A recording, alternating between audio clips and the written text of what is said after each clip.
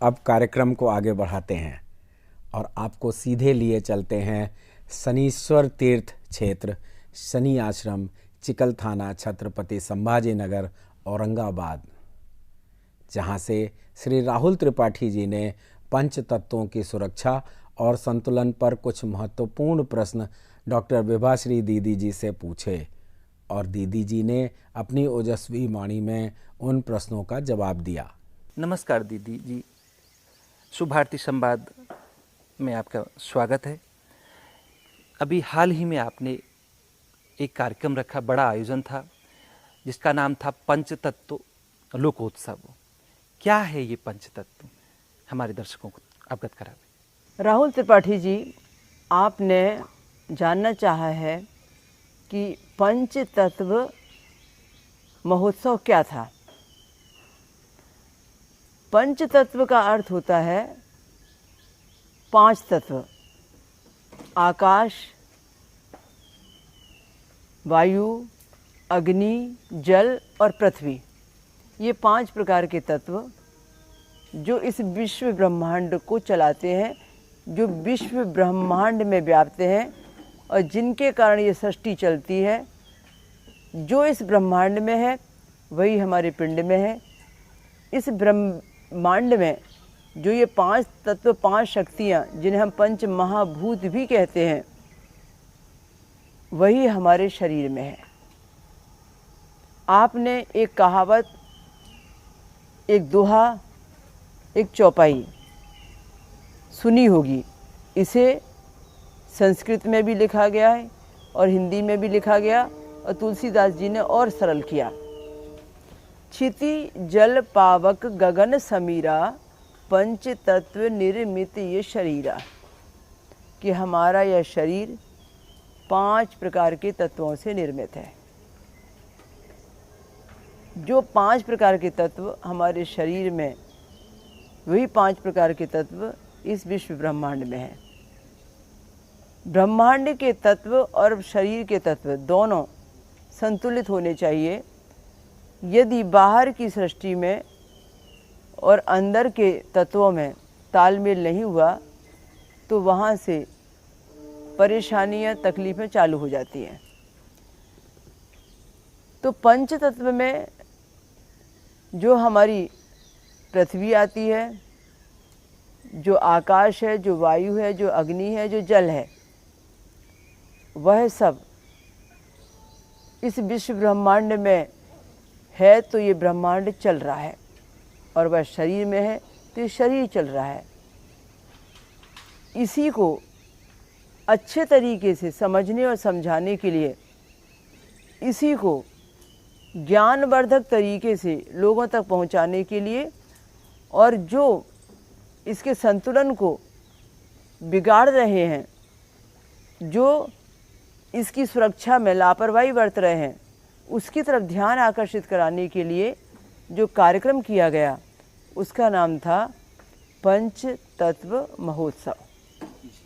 बाहर ब्रह्मांड की पंच तत्व शक्तियाँ कैसे बिगड़ रही हैं, इसके बारे में हमें अवगत कराएं। हाँ राहुल त्रिपाठी जी, आपने प्रश्न किया है कि हमारे सौर मंडल में, बाहरी क्षेत्रों में, ब्रह्मांड में जो ये 5 प्रकार की शक्तियाँ, जिन्हें हम पंच तत्व, पंच महाभूत कहते हैं, कैसे बिगड़ रही हैं, क्यों बिगड़ रही हैं, इनका कारण क्या है, और कैसे जाने कि हमारे पंचभूत, हमारी पंच तत्व शक्तियाँ हमारे लिए नुकसानदायक हो रही हैं और हम इन्हें कैसे बचाएं। हमारे सामने पहले ये समझने का प्रश्न है कि कैसे बिगड़ रही हैं। अब उदाहरण आकाश का। आकाश अब पहले जैसा नहीं रह गया है।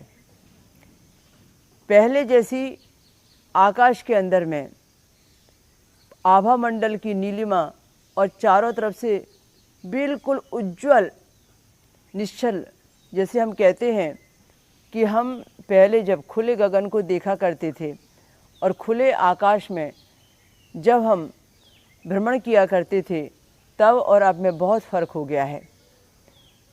धीरे धीरे आकाश तत्व प्रदूषित होने लगा है, धीरे धीरे प्रदूषण से भरने लगा है। पहले जैसा स्वच्छ दिखाई नहीं देता है। कई बार तो हमें कई जगह से बादल भी नज़र नहीं आते हैं। हमारे यहाँ की फैक्ट्रियों ने और हमारे यहाँ के बहुत सारे गलत लाइफ स्टाइल के तरीके ने आकाश तत्व को बहुत सारी तकलीफ़ों में, नुकसान में फंसाया है। आकाश तत्व धीरे से खराब हो रहा है। ठीक इसी तरीके से वायु तत्व भी बिगड़ने लगा है। आपने देखा पिछले दिनों एक महामारी कोरोना का रूप लेकर आई थी। क्या थी ये बीमारी? वायु तत्व के बिगड़ने की बीमारी और वायु तत्व के अंदर का प्रदूषण और वायु से संबंधित रोग, और लोग ऑक्सीजन के लिए तरसने लगे थे। श्वास के लिए लोग तरसने लगे थे। वायु में व्याप्त हो गया था वह चारों तरफ से बीमारी का सारा बैक्टीरिया। सब जगह जहाँ देखो वहाँ पर लोगों को लगता था कि ये श्वास के द्वारा भी अंदर चला जाएगा। तो वायु के अंदर में जो ये विषैली गैसें, वायु के अंदर में जो ये फैक्ट्रियों की गैसें, जो ये प्रदूषण की गंदगी, और जिस तरीके से आपने देखा कि रोगों से संबंधित जितने भी वायु के अंदर में बैक्टीरिया आ जाते हैं, वायरस आ जाते हैं, वो सारे के सारे वायु के अंदर में वायु को प्रदूषित करने का काम करते हैं, वायु प्रदूषण बढ़ाते हैं। जब हम श्वास लेंगे तो हमें शुद्ध वायु नहीं देते। शुद्ध वायु नहीं मिलने से आप समझ सकते हैं हमें कितनी परेशानियों का सामना करना पड़ेगा। ठीक अग्नि की बात करें, अग्नि का मतलब यह नहीं है कि जो हम अग्नि जलाते हैं। अग्नि का मतलब है ऊर्जा, अग्नि का मतलब है एनर्जी, हमारी लाइट, हमारी रोशनी। जो भी ये ऊर्जा शक्ति है उसको हम देख रहे हैं कि हम जितनी ज़्यादा पैदा कर रहे हैं उतनी ज़्यादा खपत भी हो रही है। हमारे पास संतुलित कहीं कुछ भी नहीं है। हम ऊर्जा को, बिजली को, लाइट को, शक्ति को, अग्नि को जैसे जैसे तैयार कर रहे हैं वैसे वैसे वो कम पड़ती चली जा रही है। होना ये चाहिए था कि हमें और सेव करके मिलती थी, भविष्य में और ज़्यादा हम ऊर्जा को प्राप्त कर सकते थे। पर हम जितना जितना उसे पैदा करते हैं, जितना जितना हम उसे बढ़ाते हैं, उतना और घटती चली जाती है, क्योंकि अब लोगों की डिमांड कहीं और ज़्यादा होती चली जा रही है और ऊर्जा को तैयार करने के साधन नष्ट होते चले जा रहे हैं। अग्नि तो है ही अग्नि, चाहे वो सूर्य के ताप में हो और चाहे वो अग्नि जो हम चूल्हे में जलाते हैं, हवन यज्ञ में जलाते हैं, या हमारे पेट के अंदर की जठराग्नि है जो हमें जीवन दान देती है, या शरीर के अंदर की अग्नि है। सब प्रकार की अग्नि तत्व अग्नि ही है। ऊर्जा से कहें या इस तरीके से प्राकृतिक नेचुरल कहें, अग्नि तो अग्नि ही है। पर जब तक हमें इसकी नॉलेज नहीं मिलेगी तब तक हम इसे सेव नहीं कर पाएंगे, हम पूरी तरह से इसका बेनिफिट नहीं उठा पाएंगे। जैसे कि हम कहते हैं ना कि आमदनी अठन्नी और खर्चा रुपया। हमारे पास में एक लिमिट बैलेंस था और हमने खर्चा उससे डबल कर लिया, तो नतीजा क्या था? हमारे पास में सिर्फ इतने घंटे की लाइट थी, उससे ज़्यादा जलाया तो फिर क्या था? बाद में अंधेरे में रहना पड़ेगा। इसी तरीके से हम जल को देख रहे हैं। जल चाहे नदी में हो, तालाब में हो, बर्फ़ के रूप में हो, हिमशिखा में हो, बारिश में हो, कुएं का हो, बोर का हो, ज़मीन के अंदर हो, या जल हमारे शरीर के अंदर हो, या हमारे ब्रेन के अंदर में 70-76% जल हो, हमारी बॉडी के अंदर में 76-72% जल हो। तो ये 72 या 76% जल जो हम बताते हैं विज्ञान के आधार पर कि शरीर के अंदर में है, और प्रकृति में भी हम देखते हैं कि सारी प्रकृति स्थूल नहीं है। पृथ्वी के अंदर में उतना 72% एरिया में जल है और बाकी में सारी प्रकृति है। दोनों सेम है, शरीर में भी और प्रकृति में भी। तो हमें ये समझना है कि जब ये जल प्रकृति में और शरीर में दोनों सेम है तो ये सेम ही रहना चाहिए। यदि ये प्रकृति से घटेगा या शरीर से घटेगा तो हम आगे तकलीफ में आएंगे। पृथ्वी पर पृथ्वी तत्व की बात करें, हम पृथ्वी को, धरती को किस तरीके से इस्तेमाल करते हैं। किसान एक बीज बोता है तो बीज बोने के बाद फसल काटता है, और फसल काटने के बाद में वो उस खेत में आग लगाता है या उस खेत को बिना रासायन डाले अलग तरीके से नेचर के हिसाब से वो उस खेत को फिर से उपजाऊ बनाने की कोशिश करता है। ये किसान पर निर्भर करता है।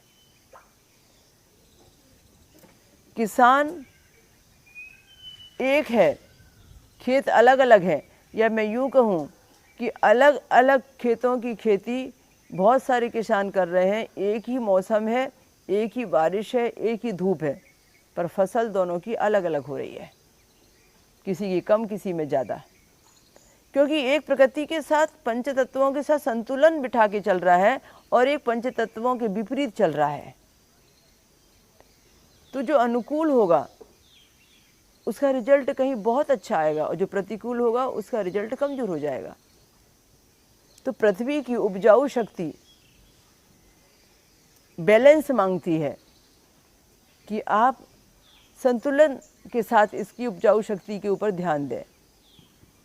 कहीं ऐसा ना हो कि अति का खाद डाल दें, और कहीं ऐसा ना हो कि आप उसे उपजाऊ बनाने की कोशिश ही ना करें। दोनों तरफ से हानि है। कहीं इतनी ज़्यादा खुदाई कि प्रकृति के खनन करके और पूरा बंजर बना दिया। इसलिए ये जो पंच तत्व हैं बिगड़ रहे हैं, और पंच तत्व बिगड़ रहे हैं तो हमारे शरीर के अंदर में हमारे सातों चक्र पंच तत्वों का हिस्सा है। हमारे शरीर के अंदर में पृथ्वी का तत्व भी है, वायु का तत्व भी है, अग्नि का तत्व भी है, आकाश भी है और जल भी है। तो ये जो आकाश, वायु, अग्नि, जल, पृथ्वी हमारे शरीर के अंदर में है, ये बिगड़ चुकी है। तभी तो 50 प्रकार के रोग होने लगे हैं। तभी तो व्यक्ति की आयु कभी 125 साल हुआ करती थी, और घटते घटते घटते घटते बहुत कम हो गई है। तो ये उदाहरण है कि हमारे पंच तत्व बिगड़ रहे हैं, जिन्हें हम अपने वेदों की भाषा में पंच महाभूत कहते हैं। राहुल त्रिपाठी जी, आपका बहुत बहुत धन्यवाद। अब समय की मर्यादा को देखते हुए राहुल त्रिपाठी जी के कुछ महत्वपूर्ण प्रश्नों का जवाब हम अगले अंक यानी अगले शनिवार को दिखाएंगे। अब इस संत सम्मेलन में भारत के अनेक राज्यों से आए संत, महात्माओं, प्रवक्ताओं, विद्वानों ने इस आयोजन में भागीदारी निभाई, और प्रमुख वक्ताओं ने अपने अपने उद्बोधन से लोगों को मंत्रमुग्ध कर लिया। आइए देखते हैं परम पूज्य स्वामी महेशानंद पुरी जी महाराज, जिंतूर महाराष्ट्र वाले, और परम पूज्य महामंडलेश्वर योगेश्वरानंद जी महाराज के ओजस्वी उद्बोधन। महाराष्ट्राच्या भूमीमध्ये संतांचं फार महत्त्व आहे। महाराष्ट्राची ख्याती संतांची भूमी म्हणून असं मानलं जातं। अशा संतांच्या मध्ये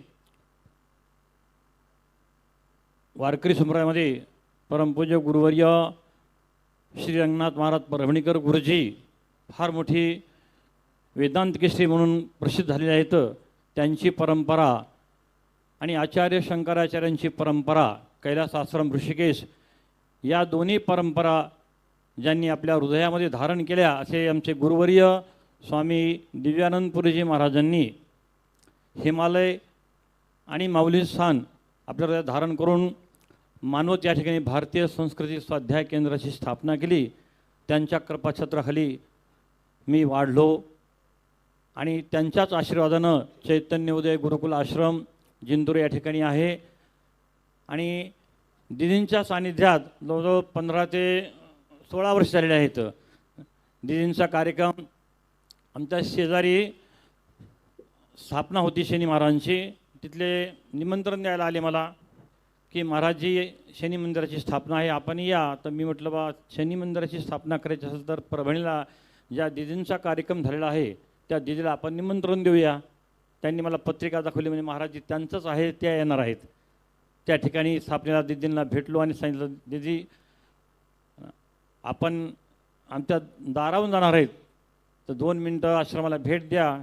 दिदी आल्या आणि दिदीनं त्या आश्रमाला पाहिल्यावर हे माझंच आहे आणि जोपर्यंत माझ्या जीवात जीव आहे तोपर्यंत मी कधीही आपल्याला विसरणार नाही, हे माझं स्थान आहे. तेव्हापासून दिदीच्या सानिध्यामध्ये मी आलो. दिदीचं खूप खूप माझ्यावर प्रेम आहे, स्नेह आहे, आशीर्वाद आहे, सर्व काही आहे, म्हणायला हरकत नाही आहे. कारण एक वेळेस दिदींच्या म्हणजे माझ्या पोटामध्ये मूतखडे झाले आणि मी या ठिकाणी 1 महिनाभर होतो. दिदींचा परिचय थोडा थोडा होता, जास्त झाला नव्हता. पण दिदीला कळलं, दिदी भेटल्या आणि सांगितलं एक बहन भाई के लिए क्या कर सकते हैं, बोले भैया जी आप आओ, बस चिंता मत करो. दिदीने महामृत्युंजयाचं अनुष्ठान माझ्यासाठी केलं आणि तो प्रसाद घेतला आणि मग आम्ही चेक करायला गेलो. 1 महिन्यानंतर कंटाळून मी पळून गेलो. डॉक्टर सांगायचे तुमचा रिपोर्ट नील येत नाही, तुमचा हे होत नाही, काही सांगता येत नाही. दिदींचा प्रसाद घेतला आणि तपास केला. 1 मिनिटामध्ये रिपोर्ट नीला आणि खडे त्यांनी माझे ब्रेक केले. त्यावेळेस मलिक डॉक्टर होते घाटीमध्ये. त्यांनी आश्चर्य केलं, म्हणजे कैसा हो गया महाराज जी. म्हणजे काय यहाँ एक दीदी जी है, दीदी जी कारण मैं आया हूँ यहाँ. ते दीदींच्या गल्लीतच राहत होते पण दीदी ते भेटायला आले.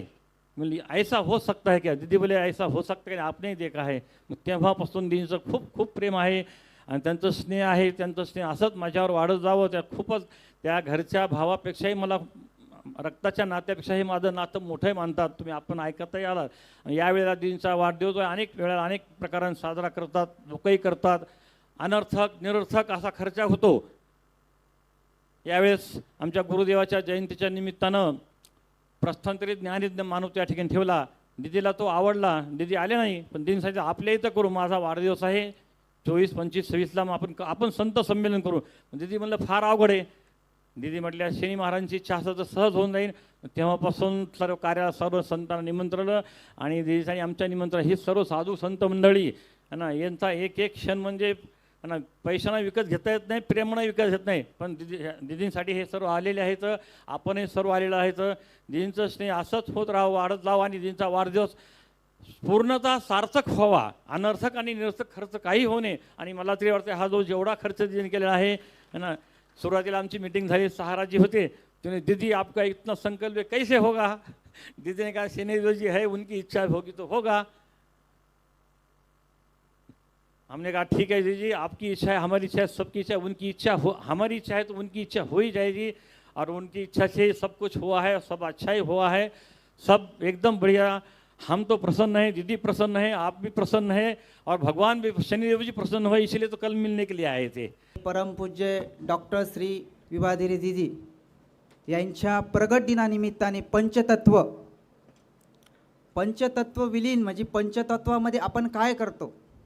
पंचमहाभूत याला भूतच नाव का दिलं शास्त्रांनी. पंचमहाभूत माऊली तर सोप्या भाषेत सांगती, भूता परस्पर जडो मैत्री जीवांची. जर भूताप्रमाणे त्याला जर पंचतत्वाला भूत हे नाव देण्याचं असेल तर 6वं पुराण सांगतं भूताशतीनं प्रोवस्तो ना जानायशती नस्तम प्रोवास्तो पेहा जाना जया स्थिती जवरा असतो. म्हणजे हे शरीर आहे, या शरीराला जे 5 तत्व लागतात जीवनामध्ये, अग्नितत्व आहे, वायुतत्व आहे, जलतत्व आहे, आकाशतत्व आहे. हे शरीर याच्यापासून निर्माण केलेलं आहे.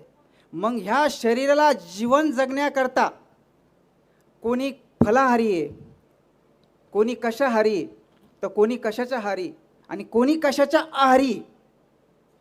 तर याच्याकरता शास्त्र सांगतं की मनुष्याचं जीवन जर हे असेल तर पंचतत्वाकरता आहे आणि पंचतत्वापासून ते निर्माण झालेलं आहे आणि पंचतत्वापासून भगवंताची प्राप्ती करण्यासाठी ते शरीर आपल्याला निर्माण केलेलं आहे.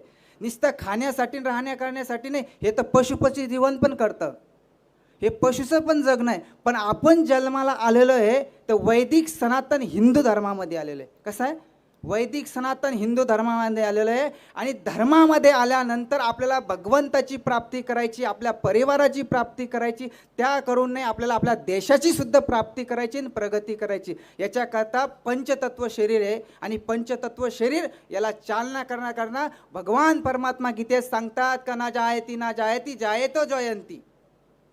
काय जगण्याकरता काय असतं? आपल्याला जीवनामध्ये आपल्याला जर उद्धार करून घ्यायचा असेल तर पंचतत्वामध्ये आपल्याला विलीन नाही व्हायचं. पंचतत्वाला आपल्याला कसं जगवायचं? पंचतत्वावर जर मध्ये बघितलं तर आपण बघा पाणी किती दूषित झालेलं आहे, सगळ्या गोष्टी जर बघितल्या तर किती दूषित झालेलं आहे, जे अन्न खातो आपण ते किती दूषित झालेलं आहे.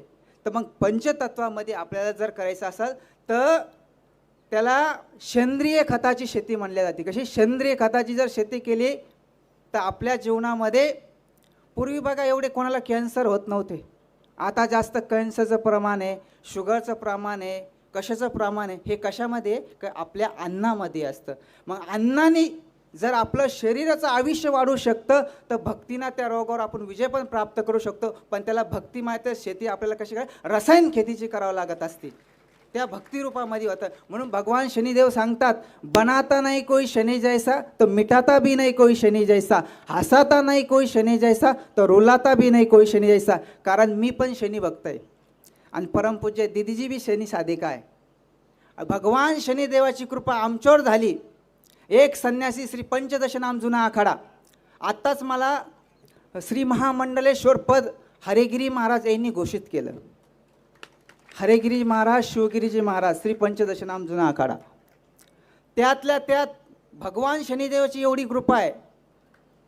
आणि म्हणून पंचतत्वामध्ये आपण जर परमपूज्य दिदींचा आमचं खूप प्रेम आहे. आणि रात्री मी पंढरपूरला होतो, त्यांनी मला 11:15 वाजता फोन केला. म्हटलं दीदी काय टेन्शन घेऊ नका, मी 11 वाजेपर्यंत संभाजीनगरमध्ये येतो. आणि मी आलो. दीदीचं खूप प्रेम आहे. दीदीने फोन केला, त्या पण खूप शनी साधिका आहे आणि भगवान शनिदेव त्यांच्यावर आणि आमच्यावर सतत कृपा करो की असेच धर्माचे कारण हो. कारण त्यांचा प्रगट दिन आहे. विचार करा, त्यांचा प्रगट दिन आहे आणि प्रगट दिनाकरता त्यांना मी, त्यात आमच्या मोठ्या दीदी आहे त्याच्यामुळे आशीर्वाद द्यायचा, शुभेच्छा देतो.